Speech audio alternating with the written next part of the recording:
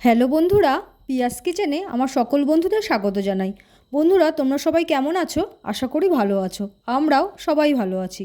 বন্ধুরা, আজ করব বাড়িতে যদি কিছু না থাকে কিন্তু যদি চাউমিন খেতে ইচ্ছা করে, তখন বাড়িতে ফ্রিজে যা যা সবজি আছে সে সবজি দিয়ে কিভাবে তোমরা চটজলদি চাউমিন বানিয়ে ফেলতে পারো সেটাই আজকে দেখাবো। ডিম ছাড়া, কিন্তু ডিমও দেবো না, কিন্তু খেতে হবে অসাধারণ। চলো দেখে নিই কীভাবে বানাচ্ছি। আর হবে চাউমিনটা একদম ঝুরঝুরে, একদম একটার সঙ্গে একটা গায়ে লেগে থাকবে না। চলো দেখে নিচ্ছি কীভাবে বানাচ্ছি। দেখো এখানে আমি কিন্তু এখানে আটা চাউমিন ব্যবহার করছি, আমরা কিন্তু ময়দার চাউমিন ব্যবহার করব না। দেখো কড়াইতে বেশ অনেকটা কিন্তু জল নিয়ে গরম করে নিতে হবে। জলটা হালকা গরম হবে তখনই দেখো আমি সব চাউমিনগুলো কিন্তু ভেঙে ভেঙে দিয়ে দিচ্ছি।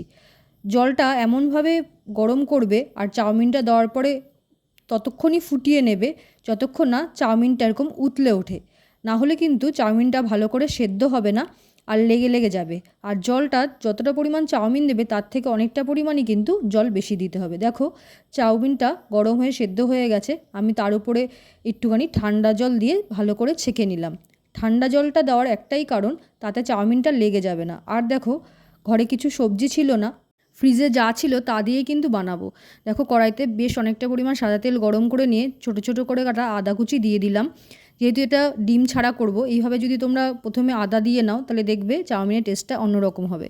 দেখো আদা কুচিটা একটুখানি হয়ে গেলে ভাজা ভাজা মতো, তারপরে আমি লম্বা লম্বা করে কাটা গাজর, ক্যাপসিকাম আর আলু দিয়ে নিয়ে ভালো করে ভেজে নিব। এদিকে দেখো আমি দেখাচ্ছি কত পরিমাণ আমার চাউমিনটা ঝুরঝুরভাবে সেদ্ধ হয়েছে।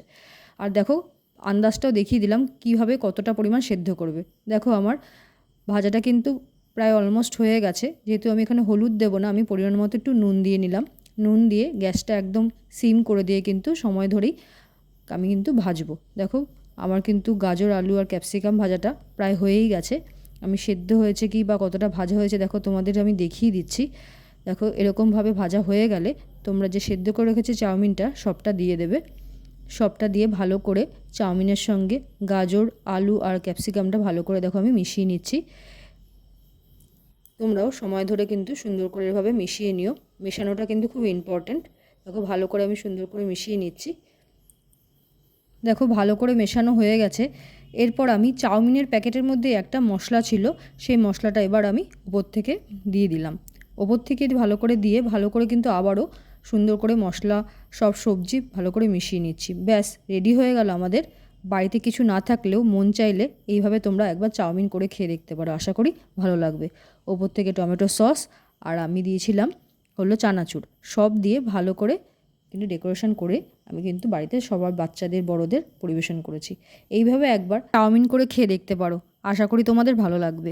ভিডিওটা শেষ পর্যন্ত দেখার জন্য সকলকে আমার অসংখ্য ধন্যবাদ। ভিডিওটি ভালো লাগলে একটা লাইক, শেয়ার আর কমেন্ট করো, আর চ্যানেলটা সাবস্ক্রাইব করে আমার পাশে থেকো। খুব তাড়াতাড়ি দেখা হবে অন্য একটা রান্নার ভিডিও নিয়ে।